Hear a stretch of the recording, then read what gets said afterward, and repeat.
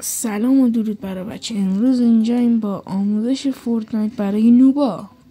بزنید بریم. خب اینجا ما اول دنس میزنیم که میبینیم ویدیو داره رکورد میشه یا نه. خب حالا بعدش میخوایم ببینیم که چجوری میتونیم مپ های مختلف رو امتحان کنیم. خب اگه تو پلیستیشن خب همون با همون جویستیکتون جهت پایین رو میزنید و وارد قسمت مپ ها میشید که این که چیز راحتیه. بعد با همون جویستیکتون تکون میدید و سلکت رو میزنید و یه مپ رو سلکت میکنید. خب این که چیز عادیه و همه بلده باش. حالا اینجا قسمت سرچه. مثلا شما یه مپ داخل اینترنت دیدی، عددش رو بهت دادن، تو اون قسمت سرچون بالای ذره بین هست، اونجا اون عدد رو وارد میکنی، مپ رو پیدا میکنی و از مپ استفاده میکنی. تو قسمت لاکر تو چه قسمتی هست؟ کرکتر، ایموت، اینا. تو قسمت ایموت که میتونی دنسایی که داری رو ببینی و انتخاب کنی. تو قسمت کرکتر هم که همون کوله پشتی و همون آواتارت و پیککست و چترت و اینا میتونی انتخاب کنی. تو قسمت لابی اینجا یه آرم میتونی بالا سر انتخاب کنی، موزیک پس زمینه و وقتی که مچ استارت میشه یه تصویر برای خودت انتخاب کنی که اینا رو میتونی تو بتل پس و اینا بگیری.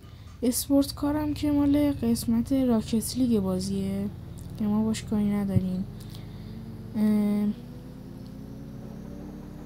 اینجا هم که دیگه لگو کیتزه که ما هیچ کاری باش نداریم چون اکثرا کم از لگو کیت استفاده میکنن. اینجا هم که شاپه، میتونید وی باکس ها رو از یه آیتم شاپی تهیه کنید. بعد بیایید اینجا آیتم های مورد نظرتون رو خریداری کنید که حالا ما یه گشتی هم براتون توی آیتم شاپ میزنیم. اینجا تو آیتم شاپ معمولا اسکین هست و دنس و اینا. معمولا جدا میتونید دنس بخرید و مثلا میتونید به صورت پک دنس و کاراکتر و پیککس و کوله پشتی و چتر و اینا رو با هم بخرید که همون میبینید اینجا پکش یه پک اون بالا هست، دوباره یه پک دیگه. بعد اینجا آواتارهای تکی هم میتونید بخرید، دوباره یه پک دیگه. این تیکه خیلی تیکه خوبیه به سرپست.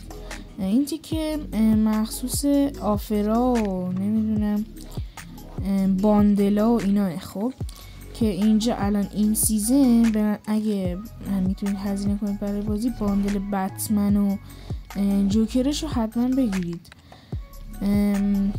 همین. بعد قسمتی که عکس وی دارم میتونید وی باکستون رو تهیه کنید $، ولی پیشنهاد میکنم که از سایت ها تهیه کنید.